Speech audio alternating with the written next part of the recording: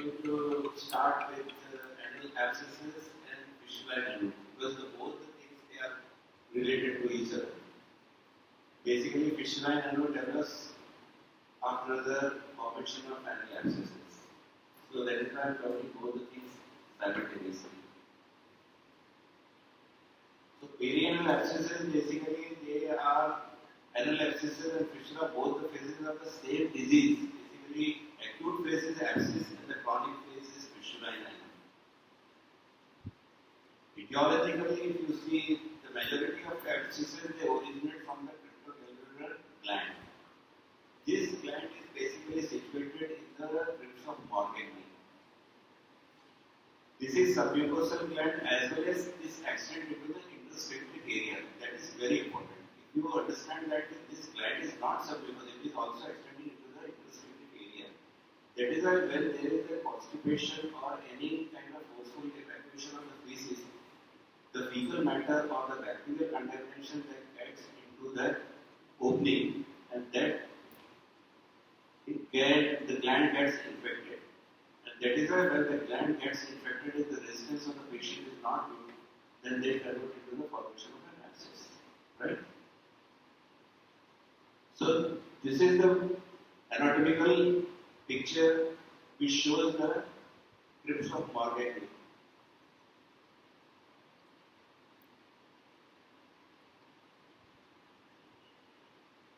These are the crypts of Morgagni. Okay? And these are the crypts basically. They are semilunar kind of structures. Every crypt of Morgagni doesn't contain glands. Many they don't have. Some they have. The main function of these glands is to lubricate anal region for the easy evacuation of the feces. External and internal sphincter, I told you the other day.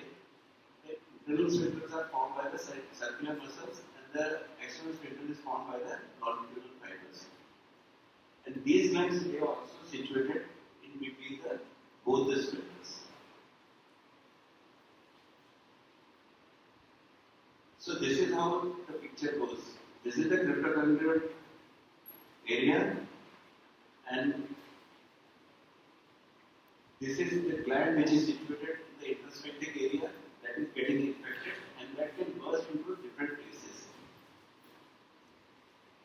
Once the abscess is formed, this abscess may go into the supralevator area,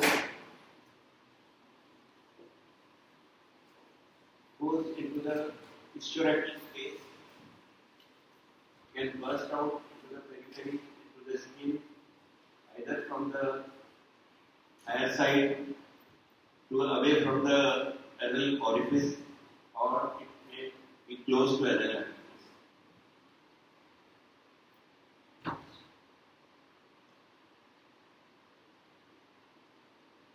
When the patient is suffering with formation of abscess, then these patients have severe pain, and secondly, they have got fever also. So once the patient comes to you in outpatient department with perianal pain, severe perianal pain with fever, then you should also think that there is some infection. Otherwise, the patient is fissure in anal, they usually have pain but they don't have fever. And secondly, the fissure in anal patient usually complains of pain during the act of defecation. But a patient with perianal abscess, these patients have pain throughout the day, and they only get subsided when you give them anti-inflammatory antibiotics and some symptomatic treatment. The acute abscess once it is formed, then any pus anywhere in the body, it should be drained. So that is the basic principle of treating any abscess. Any abscess anywhere in the body should be drained. So this is also the principle that if there is an abscess in perianal area, you have to drain it. Now, one more important thing is that once you get abscess, if the abscess is very large, then where are you going to give the incision? What do you think? It should not be very much away from the anal orifice. Because you know that the basic pathology is the infection in the cryptograndular tissue, and that is the origin of the abscess. And this is got another opening inside the anal canal. So if you are creating an opening outside the anal canal, peripherally, so this is going to be formation of a fistula. So it should be very close to the anal orifice, so that once the fistula is formed, then you don't have a very big tract to operate upon. Because as near as anal opening, the tract will be very small. Then when you do the second stage of operation, then you will not have any difficulty, and patient will also not have much of the discomfort. So this basic principle every surgeon should remember. Whenever you have got a abscess, lesion of perianal abscess, you drain as close as possible. Even if the bulging is little away from this thing, you can drain it because putting an artery fossa inside it, and you can drain the abscess from very close to the anal orifice. The drainage of abscess will drain the pus and everything, but the opening will be very close to the anal orifice. So in future, as the formation of fistula will be there, then it will be easy for you to operate fistula, right? Now fistula in anal. Most of the time when I take around or anybody says sinuses are, you should understand the difference between sinus and fistula. Sinus is got one opening and other end is lined basically. These are the sinuses. But fistula, you have got an internal opening and external opening, and there is a tract in between that. This is the definition of fistula. So once the formation of fistula is there, then you should be very sure about that this is fistula and this is not sinus. So fistula in anal, basically the internal opening is there, primary tract is there, and there is an external opening. The primary tract connects the internal and external opening. Now the problem you can see, we have a picture where we have put a sit-on or a kind of a thread.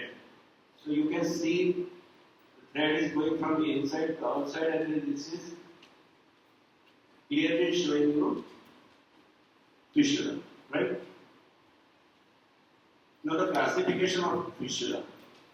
This is Park's classification. There are different types of fistula. The intrasphincteric fistula is 45% incidence. Transsphincteric is 40%. Suprasphincteric is 5%. The extrasphincteric basically is pelvic disease or trauma. This is mainly a kind of a fistula which is not because of the varianal abscess. This is because of some other pathology, maybe because of trauma, maybe because of some other disease, Crohn's disease or ulcerative colitis, anything which can be. But basically the fistula which is higher up in the levator ani are usually not related to the varianal abscesses. Because the ultimate limit is just up to the levator ani, the content of the abscess can reach. Beyond the supralevator it is not there, right? Now these are the picturesque depiction. You can see this is intrasphincteric fistula, low anal fistula. That is transsphincteric fistula.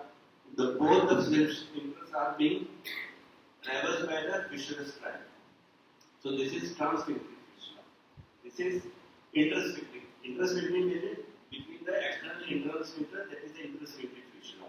The transsphincteric fistula, which is crossing both the sphincters, these are known as the transsphincteric fistula. This is a complex suprasphincteric fistula which is going there, but it is below the levator ani, right? So this also fistula will be considered as a low anal fistula because it is not crossing the levator ani. So basically we also call it a pelvic diaphragm. And extrasphincteric fistula is above the levator ani. So this is got a different pathology. Basically it is not related to the varianal abscess. Etiology I have just told about you. The main etiology is the infection in the cryptograndular tissue, right? Second is Crohn's disease. Other one is malignant diseases which may also lead to the formation of fistula.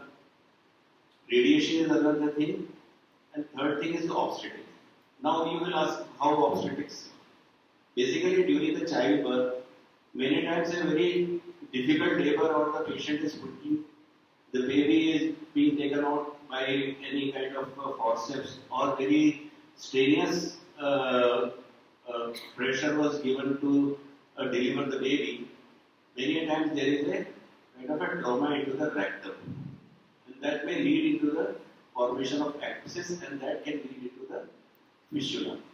These fistula are usually what we call it supralevator fistula.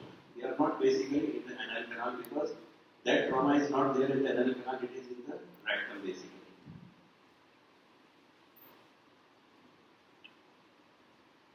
Now fistula, the track of the fistula basically. Complex fistula, they are mainly the horseshoe fistula. And the straight track is, you know, call it simple fistula. So how do you find that this is a complex or a simple fistula? So mainly there is a good stance rule. If patient in lithotomy position on a supine position, if you put a imaginary transverse line in the center of the anal orifice, the above the line, most of the fistula they are straight fistula, they are simple fistula.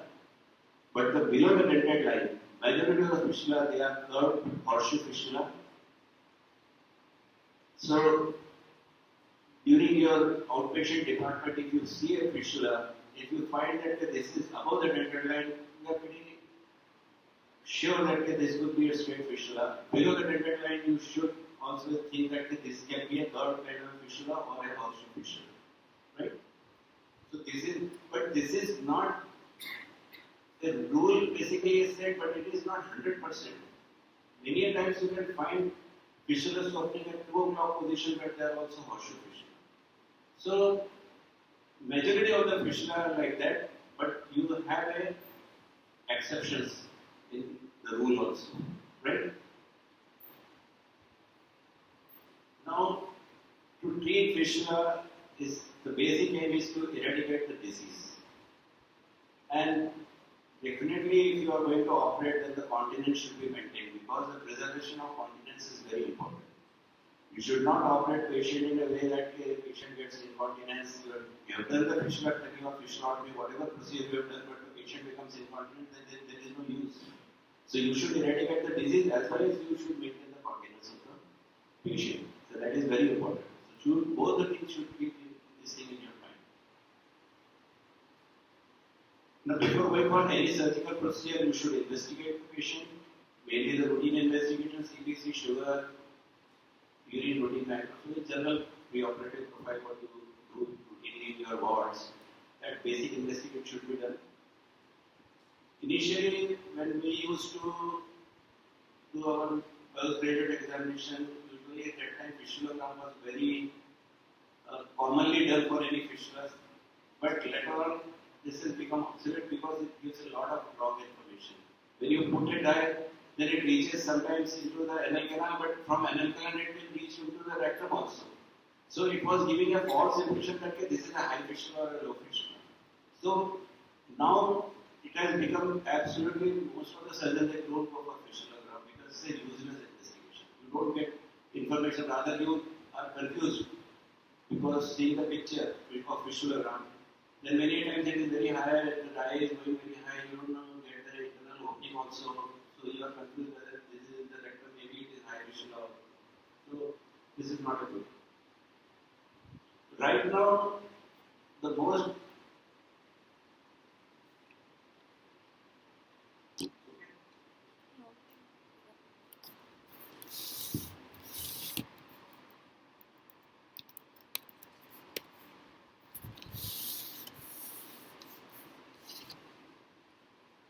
right now, if it's good sonologist who has got good anatomical understanding of the anal region, secondly, he has got little bit background of surgery, and definitely is a good sonologist, then he can make out the tract very well.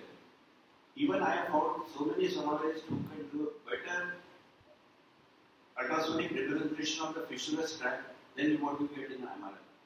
MRI is ultimately no doubt about it. But simple and a good sononologist can very well can tell you this is a complex fistula, simple fistula, internal opening exactly there, it is an active fistula. If there is any air in the tract, you can say that this is an active fistula, there is abscess also, there is a fistula also. These basic things you can get from a very good sonologist. But he should be thorough in his work. If you are not able to find anything, MRI is the ultimate and you should go for MRI study. MRI basically is because when you do ultrasonography, it is basically a kind of a live picture what you can see. The sonologist is actually seeing it and he can move the transducer. But in the MRI, the pictures are being taken and later on the radiologist is going to interpret the impressions basically. So there is a difference. Secondly, the pictures are not that clear. It has to be enlarged, one has to see and focus it where exactly the fistula tract is originating, it is where exactly the internal opening, external opening, how complex it is. It takes a lot of time and that also a good radiologist can make out. Right? So, radiological impression and radiologist should be thorough in his anatomical and surgical orientation is very important for sonologist because ultimately this is a surgical problem, so he should guide us exactly what the situation is. This is the MRI of fistula tract.